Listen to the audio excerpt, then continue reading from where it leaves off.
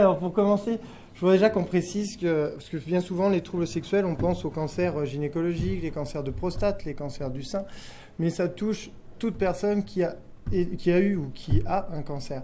Donc tous les cancers toutes les personnes qui ont eu un cancer peuvent présenter des troubles dans leur sexualité. C'est surtout les traitements en fait qui vont avoir un impact, soit direct, soit après on verra comment au niveau psychologique aussi on peut entretenir un trouble ou alors on peut en provoquer, mais de façon bien sûr inconsciente. Alors du coup, contrairement du coup aux autres effets secondaires, qui déjà on le sait, même après un cancer, les effets secondaires vont avoir tendance à perdurer dans le temps, sur la sexualité, ça s'installe. Alors, on verra tout à l'heure, je vais vous présenter rapidement une étude qui a été faite par l'INCa, mais on voit bien que quasiment une personne sur deux, après un cancer, tout type de cancer confondu, a des troubles dans sa sexualité 2 ans après les traitements. Donc ça a tendance à perdurer si on ne fait rien. Par contre, quand on intervient, ce sont souvent des thérapies très brèves. C'est très très rare que je vois plus de 5-6 fois un patient pour des problématiques intimes ou sexuelles. On va dire en 3-4 mois, généralement, on arrive à régler le problème. Je dis en généralement, ça dépend bien sûr du trouble. Il faut penser aussi aux partenaires, parce que dans la sexualité, généralement, on est 2. On peut avoir une sexualité seule, à plusieurs aussi, c'est pas interdit. Mais en règle générale, c'est souvent à 2. Et il va y avoir un impact sur le partenaire également. On peut avoir, ça m'arrive de temps en temps, par exemple, d'avoir des consultations, non pas forcément pour le malade, mais pour son conjoint. Parce qu'il y a la peur aussi de faire mal dans un acte sexuel. Il y a des idées qui peuvent être autour de la sexualité, de la maladie, qu'on va voir un petit peu, et qui peuvent être un frein pour la sexualité. Donc il y a pas mal d'idées reçues. Donc la première, c'est le cancer est sexuellement transmissible. Alors c'est quelque chose qui peut faire sourire. Alors moi je trouve pas en fait que c'est si drôle que ça, parce qu'on est quand même en 2018, et si des patients pensent que le cancer est sexuellement transmissible, ça veut dire qu'on n'en parle pas. Si on parlait des troubles sexuels ou des impacts que peuvent avoir les traitements en cancérologie, les patients ne se poseraient pas cette question. C'est une question qui n'est pas fréquente, mais on va dire qu'1 à 2 fois par mois, j'ai quand même un patient qui m'amène cette problématique-là. Beaucoup aussi chez les jeunes, chez les adolescents, parce que je suis pas mal d'ados, ce qui est encore plus difficile pour eux, parce que déjà pour un adulte, la sexualité, quand il y a des troubles, c'est pas simple à gérer, mais pour un adolescent qui n'a pas forcément connu d'activité encore génitale ou qui est dans le début de son activité sexuelle, c'est très compliqué. Et est-ce que le cancer se transmet? C'est des questions qui peuvent apparaître. Donc non, bien entendu. Les rapports sexuels sont contre-indiqués en cas de cancer, c'est faux aussi. On va voir aussi ce que je mets derrière rapport sexuel. Attention, sur certaines chirurgies, bien sûr, la pénétration peut être interdite pendant un laps de temps, dans des cancers gynécologiques par exemple, mais la sexualité, il ne faut pas la réduire à la pénétration. Donc ça, on va voir un petit peu après. S'il vous plaît. Merci. La radiothérapie ou la chimiothérapie est dangereuse pour mon partenaire. Alors, il y a pas mal d'études. La radiothérapie, pas du tout. La radiothérapie, on n'est pas radioactif, à part quand on a des éléments de curithérapie, c'est différent. Mais la radiothérapie externe, il n'y a pas d'impact sur le partenaire. La chimiothérapie, il y a des études qui tendent à dire que la chimiothérapie, par exemple, peut passer par le sperme et du coup contaminer le partenaire. On va être d'accord, il faudrait vraiment qu'il y ait des rapports sexuels dans les jours qui suivent la chimiothérapie. Et puis, c'est rare que dans une éjaculation, il y ait 5-6 litres de sperme qui partent. Donc même s'il y en a une petite partie et qui reste dans le corps du partenaire, ça ne devrait pas faire trop de dégâts. Donc allons pas non plus embêter avec ces histoires de transmission du traitement. Les cancers, c'est une punition, une réponse à une faute sexuelle. Non, totalement. Je pense à ça parce que sur les réseaux sociaux, j'ai vu, et pas que les réseaux sociaux, sur Internet, sur une étude qui aurait été faite sur le fait, par exemple, je pense, le cancer de la prostate, qui dit que les hommes doivent avoir 21 éjaculations mensuelles pour diminuer d'1/3 le risque de cancer de prostate. Alors c'est très bien ce genre d'études, sauf que quand on se présente avec un cancer de prostate, après on se demande si on a fait ce qu'il fallait dans sa vie, sexuellement parlant. Donc non, c'est pas ça qui déclenche les cancers. D'accord ? Donc mais je le dis parce que ça arrive quand même qu'il y ait des gens qui pensent que ce soit une punition, due à certaines pratiques également. Et ça, c'est plus pour le côté soignant. J'ai une petite anecdote aussi sur ça qui est très marrante. arrêt de la sexualité chez les personnes âgées. Donc, déjà, âgée, il faut qu'on le définisse. J'ai un exemple, j'avais une patiente que je croise par hasard et puis qui m'explique qu'elle va avoir une curithérapie au niveau du col de l'utérus. Je lui dis, ça serait bien qu'on se voit quand même. Et elle me dit, pourquoi ? Je dis, ça va être compliqué pour la sexualité. Elle me dit, non, mon oncologue m'en aurait parlé. Et on se voit. Et très en colère, parce qu'elle lui a pas expliqué les répercussions et tout. Donc j'envoie un texto à son oncologue en disant, ça va gueuler. Je le croise dans les couloirs. Il me dit, mais je comprends pas. Il y a 62 ans, je pensais pas qu'elle avait encore une vie sexuelle. Il en a 55. Je lui ai dit, on en reparle bientôt. Donc là, je veux rien dire en plus, parce que âgé, on le met où ? Donc ça, c'est pas... Et pourquoi ? Alors ça, je mets ça là aussi, parce que c'est le problème de la sexualité, c'est les représentations qu'on en a tous. Et elles sont toutes différentes.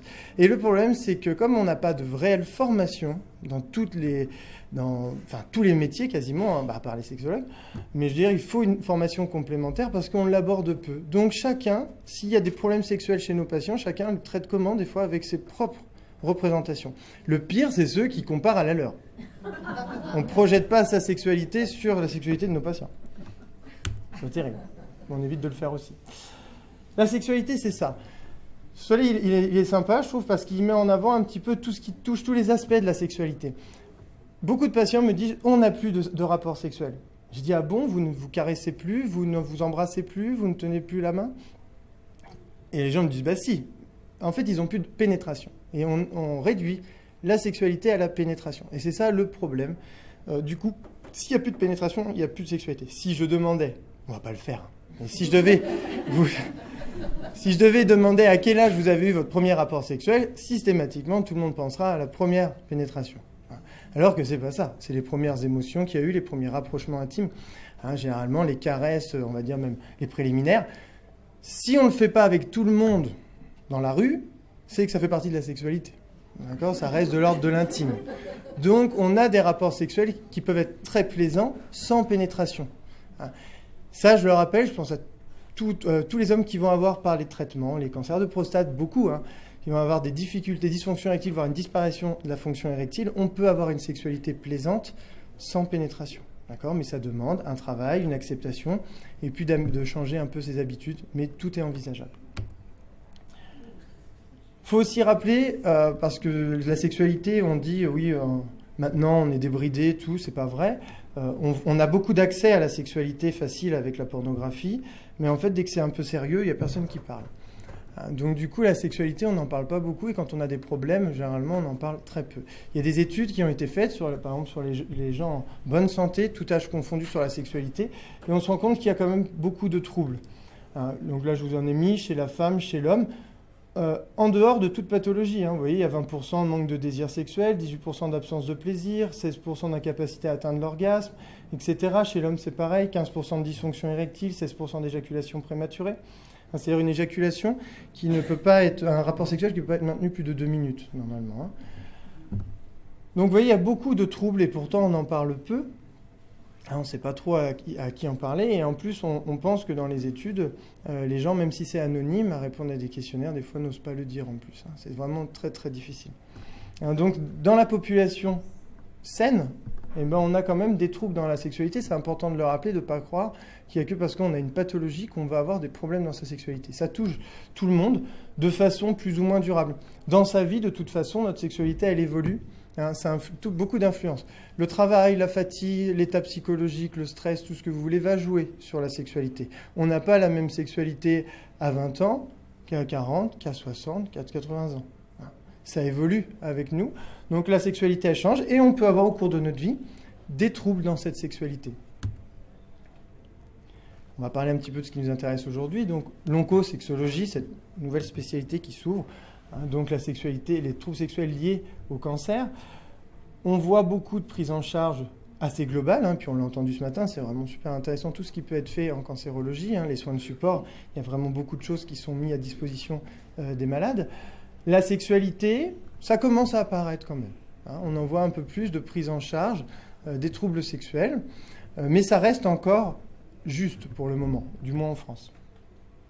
alors que la thérapie sexologique devait être proposée. Alors j'ai mis le mot thérapie, des fois c'est nécessaire, des fois non. C'est-à-dire qu'il y a beaucoup de consultations que je réalise où il n'y a qu'un rendez-vous avec le patient, parce que des fois c'est simplement pour des questions, des interrogations, le traitement, qu'est-ce qu'il a fait, comment, des petits conseils.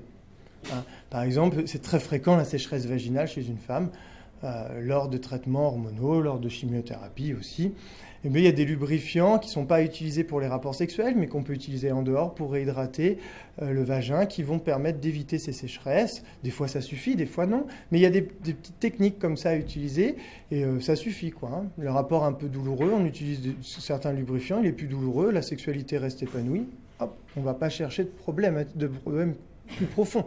Hein. Par contre, des fois, il y a des choses qui s'installent. Plus ça s'installe, plus c'est long à enlever. Hein. Mais généralement, on y arrive. L'intimité, couple et cancer, pour montrer que voilà, ça va changer un petit peu. Alors on entend rapprocher le couple, lutter ensemble face à la maladie, discuter des problèmes relationnels et sexuels. Ce qui est intéressant en fait dans cette petite diapo, c'est que c'est discuter. En fait, la communication dans le couple, elle est vraiment importante. On parle de beaucoup de choses en couple, rarement de la sexualité. En fait, la sexualité, souvent on la vit, mais on n'en parle pas. Et c'est pour ça que des fois, c'est pas terrible aussi. Si on communique pas, des fois, on fait des trucs, ça nous plaît pas tant que ça, en fait. Et c'est le problème. Les couples qui communiquent beaucoup, je dis pas que c'est facile, ça aide. D'accord ? Par exemple, moi, dans des consultations, j'ai des patients qui viennent me voir et qui disent surtout, vous ne devez jamais m'appeler chez moi, jamais envoyer un courrier parce que mon compagnon, ma compagne ne sait pas que je suis là aujourd'hui. C'est problématique. La sexualité, le problème, il n'est pas sur le malade, c'est le couple. La sexualité, elle se fait à deux. Donc, il y a le couple qui doit revoir, changer peut-être ses habitudes dans ses rapports sexuels, dans sa sexualité, pour avoir quelque chose de supportable pendant les traitements, voire après. Et des fois, beaucoup plus agréable de ce qu'il y avait avant. Éloigner le couple, faut aussi imaginer que des fois, il y avait des difficultés intérieures, déni, qualité de l'implication, manque de dialogue. Ça aide pas dans un couple. Le problème aussi du manque d'informations que l'on donne, et ça, je vous en parlais tout à l'heure, c'est que si on ne communique pas, nous, sur les effets secondaires qu'il peut y avoir sur la sexualité, c'est facile, après les traitements, de ne pas comprendre ce qui nous arrive et de ne pas en parler. Et si on n'en parle pas, on garde ça pour soi et du coup, plus avoir envie de rapports sexuels ou avoir des rapports sexuels douloureux, et tout faire dans son couple pour qu'il y en ait de moins en moins. Mais si l'autre, il n'est pas au courant, si on ne communique pas, ça met des tensions dans le couple et on voit des séparations qui sont juste liées à un manque de dialogue. Donc, ça serait intéressant au moins d'en parler, de proposer des prises en charge, et on peut proposer également au conjoint, comme on le fait au niveau psychologique. Moi, ça m'arrive de consulter des fois que le conjoint. Je me rappelle une fois une dame, une jeune femme de 32 ans, un cancer du sein, en pleine chimio, mais ça ne l'arrête pas. Elle était toute contente, toute bien, sauf que vraiment, elle a beaucoup changé. Les traitements étaient durs, mais elle voulait avoir des rapports sexuels. Et en fait, c'est son compagnon qui avait des dysfonctions érectiles. Il avait tellement peur de lui faire mal, il la voyait changer, fatiguée, il s'est dit c'est pas possible. Et voilà, il s'est fait peur tout seul. L'angoisse, ça donne pas des érections, les angoisses en fait. Donc du coup, il y arrivait plus. Ouais, donc des fois, c'est le conjoint qui a besoin de te rassurer, qu'on lui explique les choses, et puis ça va très très vite. La sexualité, c'est ça. Désir, donc l'envie d'avoir un rapport sexuel, l'intérêt pour un rapprochement, des caresses, tout ce que vous voulez. L'excitation, donc chez l'homme, l'érection. Chez la femme, la lubrification. Grosso modo, il y a une érection aussi chez la femme pour préparer le vagin à la pénétration. Le coït qui est juste après. Et on essaye d'aller jusqu'à l'orgasme. J'ai été gentil, je n'ai pas mis d'échelle de temps. Je ne veux vexer personne. Voilà. Parce que certains pensent que le coït, ça dure 3, 4, 5, 6, 7 heures, des fois, il paraît. C'est ce qu'on dit, c'est ce qui paraît. Donc, je vexe personne. Donc ça, c'est ce qui se passe. Quand il y a un traitement contre un cancer, on peut avoir une atteinte à ces 3 niveaux. C'est-à-dire, ça peut aller sur le désir sexuel, ça peut aller de « j'ai pas trop envie, j'ai plus envie, ça m'intéresse pas trop, mais ma foi, quand mon partenaire me titille un petit peu, se rapproche, j'ai envie. Et puis après, l'excitation vient, et il peut y avoir orgasme ou non. Ça peut aller j'ai plus du tout envie, faut même pas m'en parler, à un dégoût du contact. Alors ça vient aussi des fois de ce qu'on appelle le corps de soin, à force d'avoir été palpé, touché tout le temps, on perd la fonction érotique du corps, ça se travaille, ça demande un peu de temps, mais du coup le contact est inconsciemment, même s'il n'est pas du tout médical, il est rappelé à la phase longue des traitements, au toucher médical qui est pas érotique du tout, c'est pas l'objectif pendant les traitements. Donc du coup, ça, on peut aller jusque-là, mais il faut savoir que ça se travaille, relativement bien même. Mais il ne faut pas hésiter à consulter pour ça. Bon, imaginons le désir, ça va. Et puis l'excitation. Chez l'homme, pas d'érection. Vous allez voir, on a plein de choses. Il y a un truc qu'on a cherché, et quand il n'y a plus d'érection, on va la redonner. Donc d'ailleurs, on est équipé pour. Chez les femmes, ce qui est embêtant, c'est qu'il n'y a pas de... le vagin ne se prépare pas de lubrification. Si je parle acte sexuel hétérosexuel, ça n'empêche pas la pénétration. Sauf que si on y va, ça fait mal. Et si vous insistez, si ça fait mal, au bout d'un moment, on peut avoir ce qu'on appelle un vaginisme, c'est-à-dire une incapacité à avoir cette pénétration parce que la tête, elle n'est pas folle. À un moment donné, quand on a trop mal, si on dit « tu n'es pas capable de dire stop », moi je vais te dire stop, tout se contracte et il n'y a pas de possibilité de pénétration. Ou sinon, elle est très, très, très douloureuse. Donc, il ne faut pas aller jusque-là.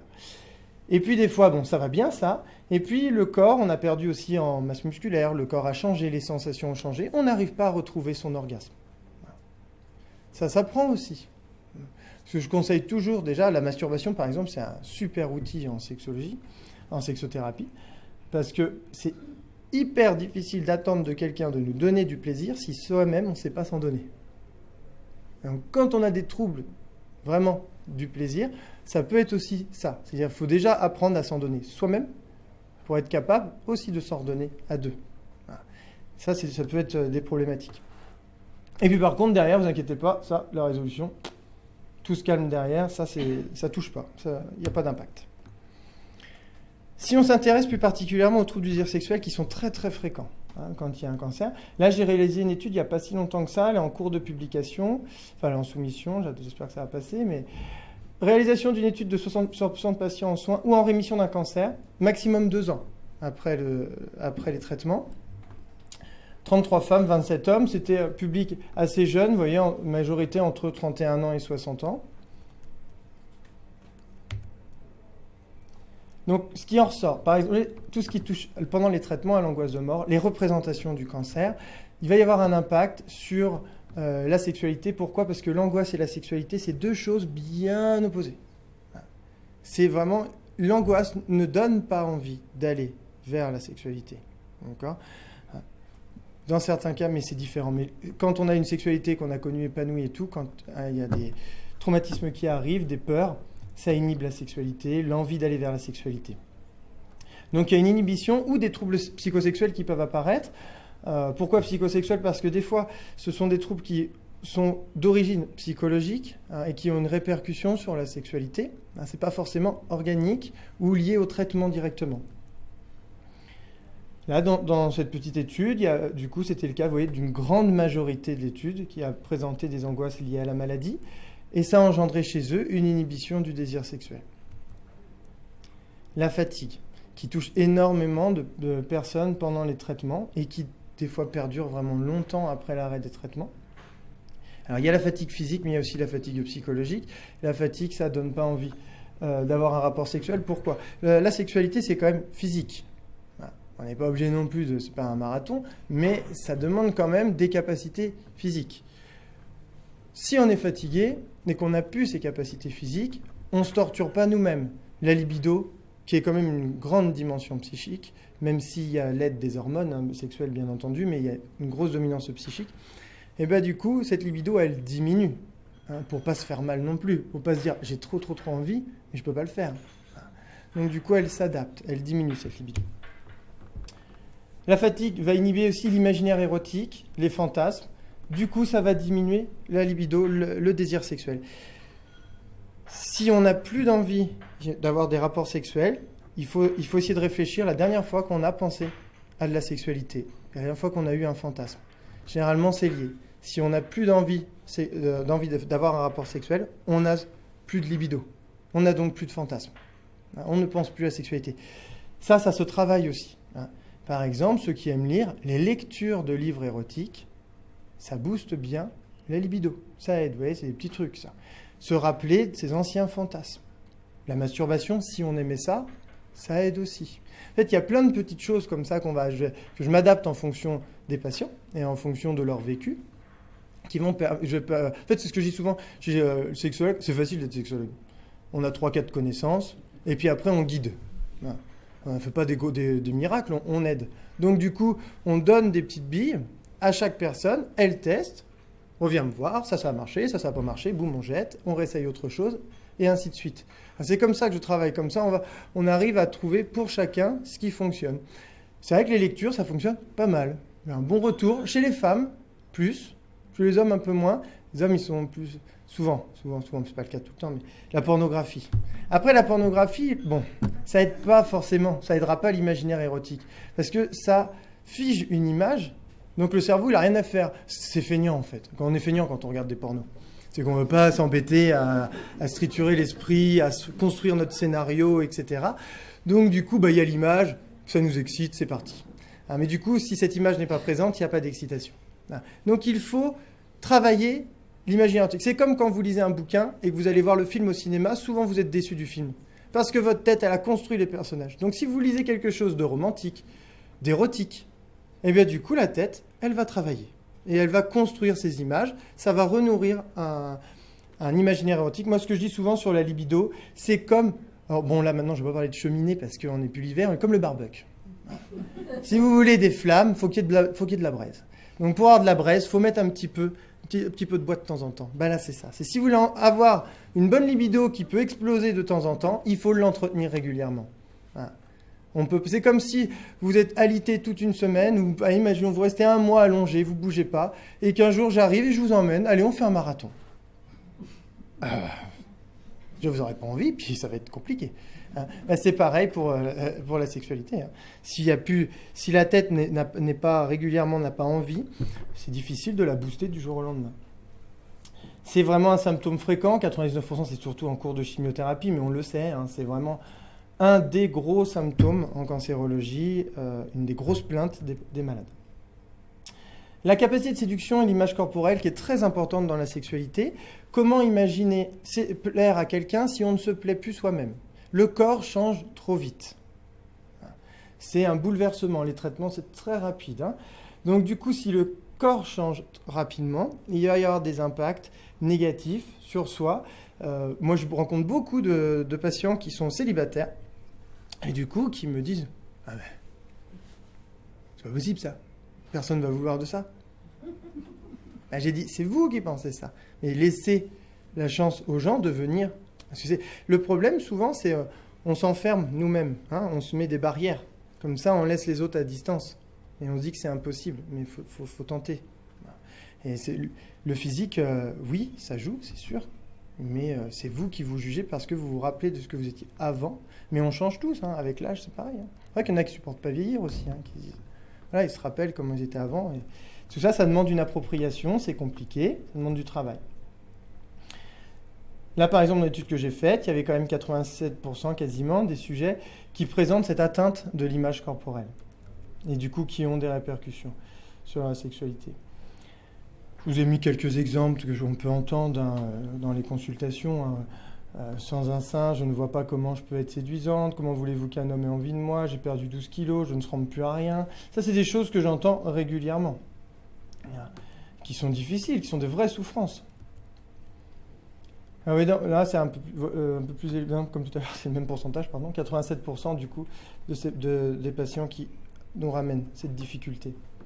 L'angoisse de performance, qui n'est pas propre à l'homme, plus chez les hommes, parce que un rapport sexuel, merde, faut assurer, quoi. C'est obligé, tout le monde le dit. Attends, si on le dit, c'est que c'est vrai. À un moment donné, il faut arrêter. Donc, comme il y a ça qui véhicule, on a l'impression que l'homme doit avoir une super érection, c'est un acte de performance, vous imaginez pas quand la dysfonction érectile apparaît, le coup au moral. Puis c'est un cercle vicieux, ça. Suffit d'une fois ou deux. Alors si les 2 fois s'enchaînent, c'est fini. L'érection n'est pas là. Le coup d'après, c'est faut que j'y arrive. Ah, bah, gros coup de stress, il n'y a rien qui se passe. Quand on stresse, c'est fait pour se battre, hein, c'est physiologique, ou pour se sauver. C'est pas fait pour avoir un rapport sexuel. Donc du coup, l'érection ne sera pas là. Je dis ça parce que dans beaucoup de cas, par exemple, alors attention, il y a des vraies dysfonctions érectiles organiques. Hein, c'est pas ce que je dis. Hein. Là, je parle de celles où il y a un impact psychologique. Quand j'interroge mes patients qui sont dans ce cas-là, c'est là que je le sais, je leur demande à la masturbation s'il y a une érection et ils me disent oui. Aucun souci quand ils se masturbent.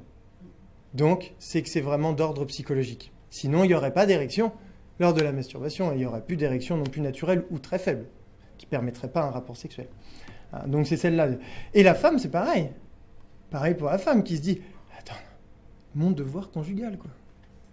Il faut que j'assure. » Ça aussi, on le voit. Donc ça, c'est difficile. C'est se stresser aussi. Et s'il y a du stress, c'est pareil. Il n'y a pas d'excitation, pas de lubrification vaginale, pas non plus d'érection des corps caverneux. Donc le vagin n'est pas prêt. Si la pénétration a fait un peu violemment, eh ben, ça donne des douleurs. Donc il peut y avoir, sur l'angoisse de performance, il y a plusieurs choses. Des fois, c'est vrai que ça excite, des fois, ça inhibe. Mais bon, il va y avoir une répercussion directe sur le désir sexuel et puis sur la sexualité. Alors, le manque d'informations sur la répercussion sexuelle, vous allez voir, il y a des choses, ça revient sur ce qui a été dit ce matin. Hein. Des fois, le manque d'informations, surtout dans la sexualité, c'est compliqué. Oui, il y a Internet, oui, il y a les forums. Je vois rarement de forums où les gens chez qui tout s'est bien passé expliquent leur histoire. Donc, c'est toujours les cas où un truc catastrophique, c'est malheureux pour eux, hein, je critique pas du tout, mais alors si vous lisez ça, ça fait peur, quoi. Mais le problème, c'est qu'il faudrait peut-être que nous, on informe un peu plus pour éviter ça. Dans cette étude, 100% des patients mettent en avant un manque d'informations sur la répercussion sexuelle du cancer et des traitements. On n'en parle jamais. Moi, je me rappelle avec un oncologue, quand j'ai fait une présentation, il me dit « Ah là là, moi Sébastien, j'en parle systématiquement. » Il dit « À chaque fois que j'ai un jeune couple, j'en parle. » Ah, je dis « Non, vous parlez de procréation, c'est pas pareil. » J'ai dit « Vous savez, on peut avoir des rapports sexuels sans avoir d'enfants. Hein. » J'ai dit « Essayez, c'est sympa. » Mais c'est parce que voilà, souvent, ça pour la procréation, on en parle. D'ailleurs, je reviendrai tout parce que j'ai fait une étude sur les adolescents et jeunes adultes, les adolescents et jeunes adultes, pardon. C'est catastrophique, je crois, ce côté-là, parce que en plus, ils sont dans une sexualité naissante, donc c'est encore plus compliqué. Les couples peuvent être très très jeunes. Ne pas comprendre ce qui nous arrive est source d'angoisse. Combien j'ai vu surtout dans l'après-cancer, ne pas comprendre pourquoi la sexualité ne revient pas. Je comprends pas, mon oncologue a dit que j'étais en rémission, la vie allait reprendre, il faut que je reprenne le travail, j'ai pas du tout envie. C'est source d'angoisse, ça. Et puis plus il y a de l'angoisse, moins il y aura d'envie. Donc il faut comprendre d'où ça vient, et puis aussi donner des petites billes pour que ça reparte. Donc les situations sont anxiogènes car non préparées. J'ai eu des patients, heureusement quand même, j'espère, ça se voit pas beaucoup, mais nous on avait un urologue qui était spécialiste de ça. Il ne prévenait pas. Quand il enlevait les prostates, il disait juste « Moi, je vous enlève la prostate, vous n'avez plus de cancer. » C'est vrai que c'est vu sous cet angle, tout de suite, on fait enlever la prostate. Il ne prévenait pas derrière la répercussion. Si on enlève les bandelettes, il n'y a plus d'érection. Quand on se retrouve chez soi avec ça, c'est compliqué. Ça se prépare. Maintenant, bien sûr, avec les nouvelles techniques, en plus, on le voit de moins en moins, heureusement. Mais ça se prépare quand même. Hein. Il y a une urologue sur Nice qui a fait une étude sur la préparation des hommes pour la prostatectomie. Et tous les patients préparés à ce possible impact, juste en expliquant, il y a moins de troubles érectiles derrière. Je me rappelle une fois d'un patient qui venait pour suite d'un cancer, d'un lymphome. Il était à distance de ses traitements. Il n'avait plus d'érection. Et il avait une énorme gynécomastie, donc il avait des glandes mammaires, il avait un dérèglement hormonal très important, sauf que ça n'avait pas été regardé, mais il s'est juste assis en face de moi, ça se voyait. Donc la première chose que j'ai fait, c'est que j'ai demandé à son oncologue un bilan. J'ai rien fait du coup, j'ai dit on va voir ce qu'il y a, faut attendre. Mais le fait que je lui dise que c'est sûrement un problème lié au traitement, entre 2 semaines qu'on s'est vu, il a eu 2 érections. Je suis fort, hein? J'ai rien fait. Et ça faisait 8 mois qu'il n'en avait pas eu. Mais le fait qu'on puisse... Il y a un impact psychologique important. Donc le fait qu'on lui dise « oui, il y a un problème, c'est lié au traitement qu'on vous a donné. » Il va commencer à comprendre. Quand on comprend, on est moins angoissé. Quand il y a moins d'angoisse, on peut laisser place à la sexualité. Oui, alors les patients se retrouvent alors dans une spirale négative où le manque d'information et de prise en charge en oncosexo augmente les troubles psychosexuels. C'est vrai que plus tôt on intervient, mieux c'est. Hein. Là, je vais vous faire une petite présentation rapide. Vraiment, c'est succinct pour qu'on puisse voir un petit peu aussi ce qui peut impacter sur la sexualité. Alors, j'ai mis là où les chirurgies, donc, chez la femme, pardon, pour commencer. Là où les chirurgies, pensez pas qu'aux chirurgies mutilantes, comme quand je mets mutilation, par exemple le sein, l'utérus, quand on a vraiment les attributs féminins d'une femme, qui est très compliqué. Hein. Moi, j'ai une patiente, je m'en rappelle tout le temps, elle a fait sa mastectomie, elle l'avait très bien préparée. Elle s'est fait aider par une psychologue du service. Vraiment, elle a bien préparé le truc. Puis elle avait 47 ans, elle avait déjà 3 enfants, et puis on lui a proposé, par rapport à sa pathologie, de retirer la matrice, hein, donc d'enlever l'utérus, les ovaires. Puis ça a été vite, ça, parce qu'on s'est dit, elle a déjà 3 enfants, elle vit bien, là, les traitements, ça se passe bien et tout, super dynamique, donc ça a été fait trop vite. Et elle est venue me consulter, et la phrase qu'elle m'a dit, je me rappelle tout le temps du coup de ça, parce qu'elle m'a dit, avant, j'avais le choix de ne pas avoir d'enfants, maintenant, je ne l'ai plus. Et elle n'en voulait pas. Elle me dit, c'est stupide parce que je ne voulais plus d'enfants. Mais on n'enlève pas comme ça des organes sans préparation. On n'investit pas psychiquement tous les organes de la même façon. Il y a des gens, c'est peut-être plus facile que d'autres, et d'autres, ça peut être très difficile. Je pense aussi à toutes les chirurgies où il y a des très grosses cicatrices sur l'abdomen, sans parler de chirurgie gynécologique ou du sein. Mais quand il y a une balafre sur le corps, il faut vraiment déjà s'approprier ça, accepter. Comment, si on n'accepte pas de toucher ses cicatrices et son propre corps, comment accepter que quelqu'un d'autre le touche? Vous voyez, il y a tout ça, et ça, c'est très important, et ça se travaille, ça, bien sûr. En chimiothérapie, je vous donne des effets secondaires courants qui sont... Alors, je vous le donne comme ça, c'est pas forcément... Ça peut être lié au traitement, ça peut être lié après à un aspect plus psychologique. Hein. Il y a les deux, c'est difficile à cerner d'ailleurs qui fait quoi. Donc, diminution de la libido en chimiothérapie, c'est très courant, très fréquent. Moi, j'ai eu un cas il n'y a pas longtemps, une dame qui est l'inverse. Elle me dit, vous pouvez... Limite, j'aimerais qu'on me remette une chimio. Elle était sérieuse en plus quand elle disait ça, parce qu'elle disait, j'ai jamais eu autant envie de faire l'amour avec mon mari qu'avec sous chimiothérapie. Il y avait dans sa sexualité avant, ça n'allait pas, attention. Après, ça n'allait pas mieux. Le cancer a dû, avec des peurs, les pulsions de vie qui ont dû se mettre mélangées à tout ça. Il y a quelque chose derrière, bien sûr, mais c'est rare, vraiment très très rare qu'on me dise ça. Hein. D'ailleurs, je crois que c'est la première seulement. Sinon, les 3/4 du temps, c'est une forte diminution de la libido. Un désintérêt, des fois total, pour la sexualité, pour toute forme de sexualité, la masturbation également, les caresses, hein, la tendresse aussi, hein, des fois, le contact physique. Il peut y avoir de tout dans ce désintérêt. Les sécheresses vaginales qui peuvent être importantes. On en reparlera tout à l'heure. Les dyspareunies, donc les douleurs à la pénétration, souvent intriquées par les sécheresses, hein, quand un vagin est sec, ça fait très très mal, parce qu'un pénis, c'est rarement très bien lubrifié. Altération des ovaires, il peut y avoir un impact, hein, donc sur la fertilité. La ménopause induite par les traitements, hein, donc pendant le traitement de chimiothérapie. Altération des sensations, l'atteinte de l'image corporelle, c'est vrai que ça va très très vite, le corps change trop vite, c'est difficile à accepter. Donc, vous voyez, il y a quand même pas mal de choses. Là, on reste dans du très, très général, hein, vraiment, sur ce traitement. Mais voilà, les patients en cours de chimiothérapie, voilà ce qu'on peut ressortir un petit peu. Hein. Il n'y a pas que ça, attention.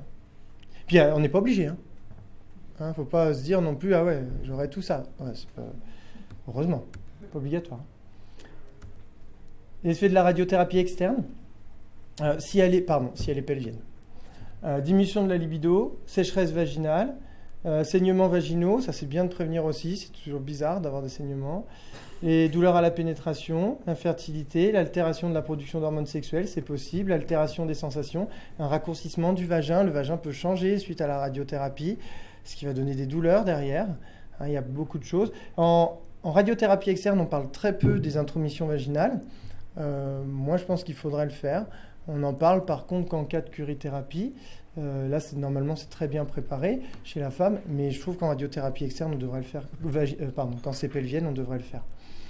Donc la curithérapie, je vous ai mis quelques généralités. C'est le traitement, là, par exemple, pour un cancer du col. On va venir irradier le col. Donc on passe par le vagin pour irradier directement au niveau du col.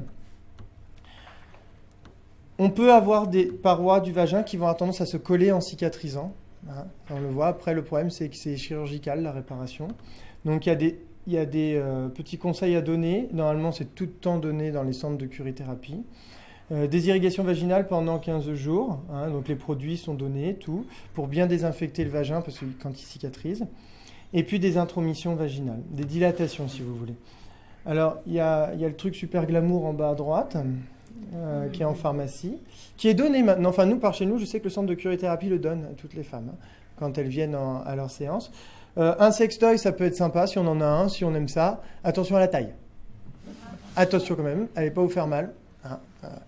Et puis, si vous avez un homme sous la main, c'est pratique, ça fait dilatateur vaginal aussi.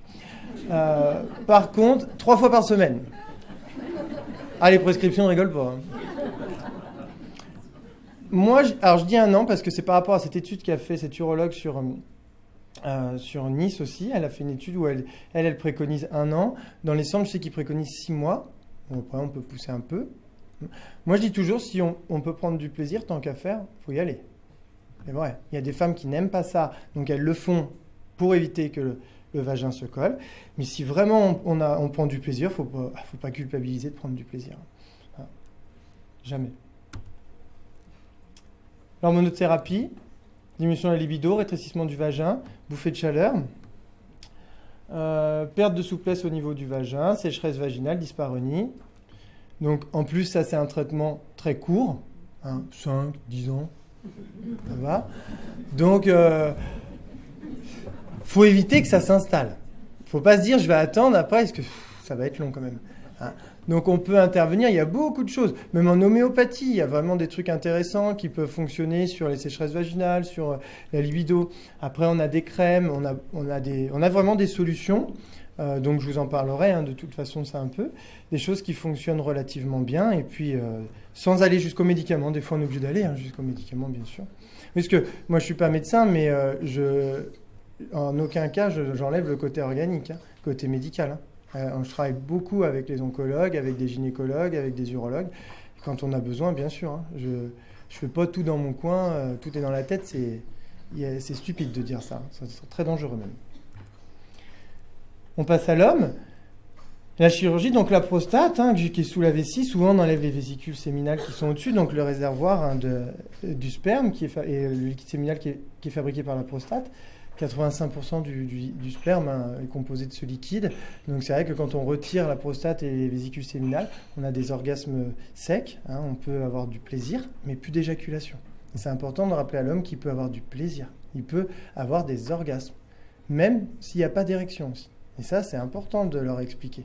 Parce que tant qu'à faire, si on peut garder... Ça, je ne vous l'ai pas dit, c'est vrai. Mais en fait, la finalité de la sexualité, c'est quoi ? C'est pas la pénétration, c'est le plaisir. Normalement, si on a ça en tête, peu importe comment on y arrive. Donc, on peut utiliser beaucoup de... Moi, ça, je dis à des couples, je dis, vous savez, à mon avis, c'est pas avec votre pénis que vous rendez super heureux votre femme. Mais,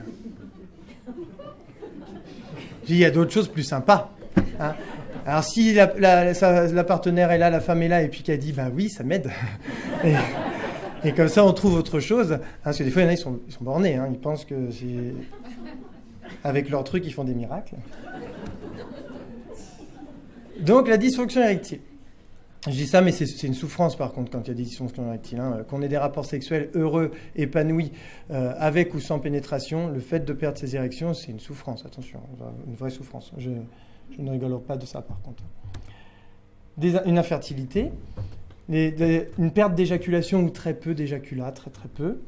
Des éjaculations rétrogrades, ça arrive, c'est-à-dire que le sperme part dans la vessie. C'est particulier, et puis après, du coup, ça va s'évacuer dans l'urine. Il faut prévenir aussi le patient. des incontinences possibles parce qu'il y a des traitements, on abîme le périnée aussi, donc la rééducation du périnée, c'est intéressant hein, chez l'homme aussi. L'homme a un périnée, c'est important aussi de le rappeler. Souvent, on le sait avec les femmes, avec la rééducation du périnée après les accouchements, mais les hommes aussi. Voilà. Et ça se travaille. Il y a des exercices à faire, après on peut aller jusqu'à la sonde, c'est moins agréable, mais bon, ça fonctionne bien. Et climatérie, le fait d'éjaculer, d'uriner au lieu d'éjaculer ou pendant l'orgasme. Ça aussi, il faut prévenir. Quand ça arrive, c'est pas sympa. Les solutions médicales, mécaniques, comme je vous disais, on en a beaucoup. On a le petit nouveau qui est sorti, je ne l'ai pas mis, mais je vous en parlerai vite fait. Donc on a tout ce qui est IPDE5, Viagra, Cialis, beaucoup donné par les urologues, le Cialis. Ça donne pas des érections. C'est important de le dire. Parce qu'il y a beaucoup d'hommes, moi ils viennent, sont tous sous Cialis, ils disent ça marche pas son truc. C'est pas fait pour en donner, c'est fait pour la maintenir. Il faut vraiment qu'il y en ait une déjà.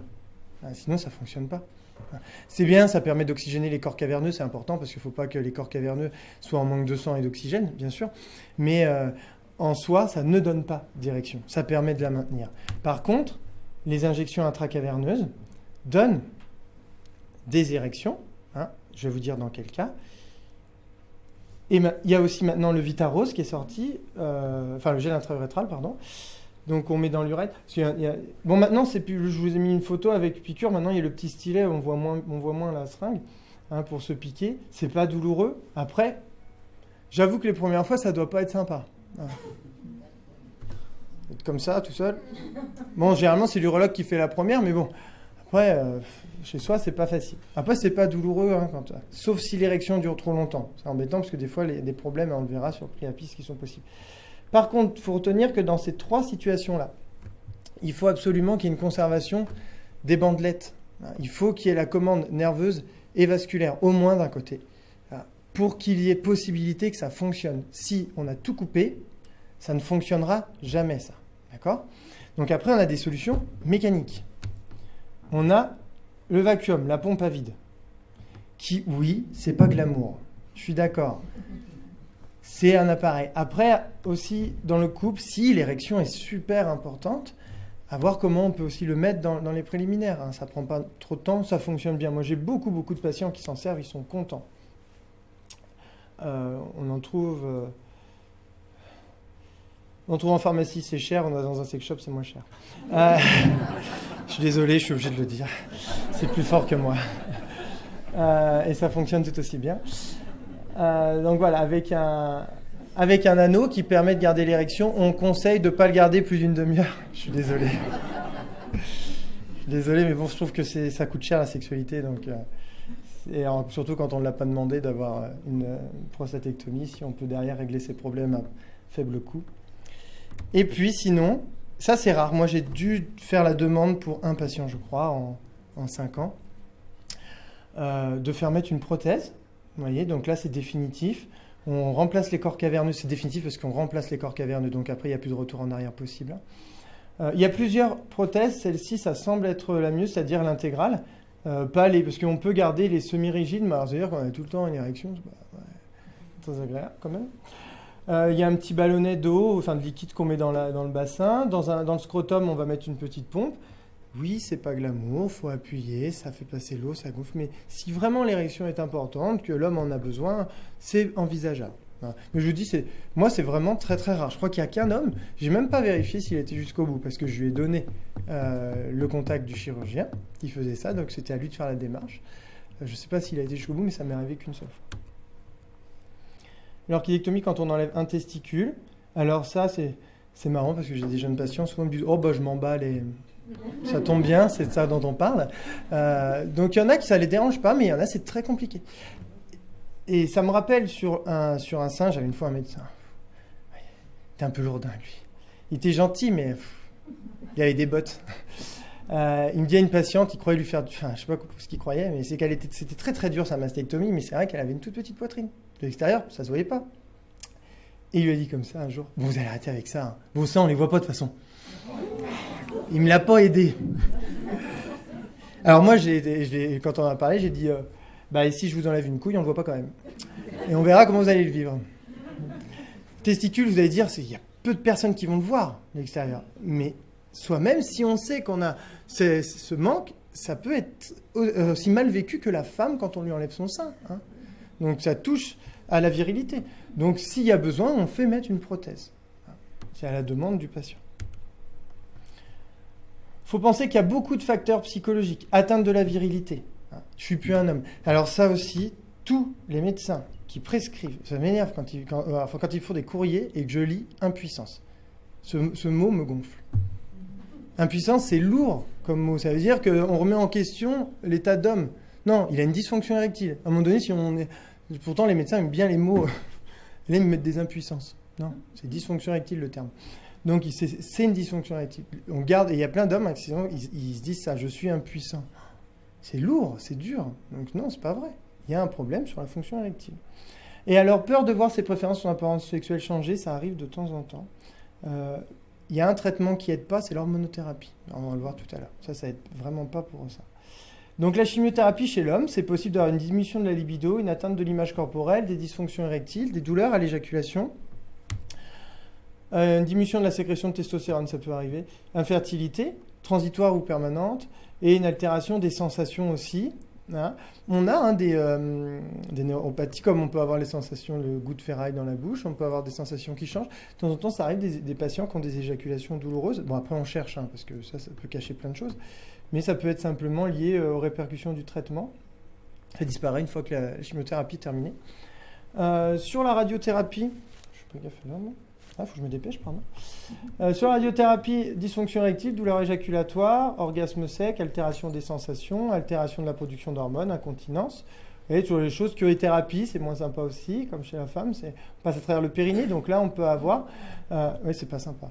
On peut avoir plusieurs choses, hein. Le périnée est atteint souvent, donc il faut faire une rééducation du périnée, ça peut être intéressant. Voilà, après, il y a d'autres problématiques qui peuvent apparaître, qui sont aussi plus rares. L'hormonothérapie chez l'homme, dans les cas de cancer de prostate métastatique, on peut avoir ça. Alors, vous voyez, là, on va avoir, par contre, chez l'homme, là, on va avoir ces hormones féminines vont s'exprimer. Donc, on peut avoir le corps qui change énormément, aller jusqu'à ce qu'on appelle la gynécomastie. C'est pas terrible non plus. Des fois, ça se règle par des traitements hormonaux, dans beaucoup de cas, heureusement. Et des fois, il faut aller jusqu'à la mastectomie. Voilà. Donc, c'est pas simple. C'est lourd. C'est très, très lourd, ça aussi. Ça, c'est difficile. Concernant les douleurs, je vous en ai parlé un peu. Donc, on va aller vite. Chez la femme, en fait, les douleurs principales qu'on a souvent, c'est les douleurs à la pénétration. Voilà. Donc, c'est parce que le vagin, il a changé, parce que le vagin, il est sec. On a les couches de cellules épithéliales qui peuvent disparaître. Il y a des nouvelles techniques, d'ailleurs, avec le laser qui apparaissent. Pas trop de retours encore, j'ai vu, mais il paraît que ça peut être vraiment très, très intéressant. Donc, voilà, on peut avoir pas mal de choses au niveau du vagin. En cas de sécheresse vaginale, moi, honnêtement, au tout début, je conseille les lubrifiants longue durée, non hormonaux qu'on trouve en pharmacie. Par contre, il faut le mettre tous les jours. Ça, c'est pas dit souvent. C'est-à-dire qu'il y a des femmes, ils l'utilisent que pour le rapport sexuel. Non, il faut l'utiliser au quotidien. Ça réhydrate bien, ça permet de lubrifier. Et puis, pendant le rapport sexuel, il faut utiliser autre chose. Hein, des huiles, par exemple, l'huile Velleda, c'est pas mal. Sinon, des lubrifiants dans le commerce, faire gaffe, des fois, c'est assez agressif. Mais on peut réutiliser en cas de sécheresse très importante. Si les sécheresses partent pas, en cas de cancer hormonosensible, on a la colpotrophine qu'il faut se faire prescrire par son oncologue ou son médecin, un gynéco généraliste. Et puis après, voilà, les cas de cancer non hormonosensible, il y a toujours le traitement substitutif hormonal qu'on donne aux femmes lors de la ménopause, qui peuvent permettre de diminuer un petit peu ces sécheresses. Donc ça, c'est des choses assez intéressantes qu'on peut utiliser. Beaucoup de femmes, ça suffit, le premier, le lubrifiant longue durée, ça fonctionne bien, sont contentes. Elles utilisent autre chose pendant le rapport sexuel, il n'y a pas de douleur induite par ça. La vulvodynie, ça c'est un peu chiant. C'est un peu compliqué, on ne sait pas trop. Il y a pas mal de choses, il y a des traitements, des crèmes, des corticoïdes, certains antidépresseurs qui peuvent être donnés. Il y a des choses qui fonctionnent pas mal en dehors. Après, ça ne fonctionne pas chez tout le monde. La relaxation. Les massages et détente surtout du vestibule vulvaire, juste à l'entrée, c'est là que c'est douloureux. Hein. Alors, bon, le doigt est exagérément enfoncé. Mais si on met juste à l'entrée ici, souvent, c'est ce que je dis à mes patientes, où vous avez mal quand je leur montre comme ça. Ah oui, c'est là. Hein, puis quand elles se massent, c'est tendu. On masse, il ne faut pas hésiter à relâcher tout doucement. Sinon, il y a des kinés, des sages-femmes qui font ça. Le travail du périnée qui est important, un bon périnée, hein, ça peut limiter les douleurs. Chez l'homme, je vais assez vite, je vous l'ai dit, le priapisme qui est compliqué, qui peut être dû aux injections intracaverneuses. Hein, trop de produits des fois. Quand ça dure plusieurs heures, c'est chiant. C'est pas très très bon. C'est ça des fois qui est un frein aussi, hein, parce que j'ai des patients qui disent « Ah, ça dure trop longtemps quoi, à utiliser. » Le vacuum, c'est bien, c'est que dès qu'on enlève l'élastique, l'érection part. Alors, il y a des éjaculations qui peuvent être douloureuses après des chirurgies, après de la radiothérapie. La peur d'avoir mal, ça diminue le désir sexuel. L'homme aussi, hein. Quand il a des douleurs, il n'a pas envie de sexualité, c'est comme chez la femme. Hein. On n'est pas maso quand même. Hein. On a plusieurs choses. C'est pour ça que je dis attention à l'éjaculation douloureuse. Toujours passer par un médecin parce que ça peut cacher pas mal de choses qui sont quand même assez graves. Hein. Donc il ne faut pas traiter comme ça, dire « Oh là là, ça peut être le traitement de chimiothérapie, on va attendre ». Moi, à chaque fois, je demande quand même qu'un urologue puisse voir le patient quand il y a vraiment ces douleurs qui apparaissent. Après, s'il exclut tout, oui, ça peut être le traitement. La vie 2 ans après le cancer, je vous en ai parlé tout à l'heure, c'est les répercussions qu'il peut y avoir, vous voyez, quand même sur la libido. Il y a quand même plus d'une personne sur deux qui voit leur libido diminuer, voire une disparition dans un quart des cas quasiment. Hein, 30% ne déclarent rien. Et 1% de la population rapporte une augmentation de sa libido. Là, vous êtes en train de calculer, vous dites ça fait pas 100. Ça veut bien dire que dans des questionnaires très larges, où c'est pas la sexualité qui est évaluée, quand il y a des questions sur la sexualité, des personnes ne répondent pas, alors que c'est anonyme. Parce que c'est tellement difficile qu'en fait, ils ne peuvent pas répondre. Vous voyez, donc les chiffres sont vus à la baisse, je pense. Hein, il faudrait revoir tout ça. Et puis, vous voyez, sur la nombre de fréquences des rapports sexuels, autant chez les hommes que chez les femmes, ça diminue. Et on est 2 ans après la maladie. Ça, c'est une étude que j'ai faite l'année dernière sur des AJA, les jeunes ados, jeunes adultes. Vous voyez, il y a plein de répercussions, un peu comme chez l'adulte, c'est un petit peu différent.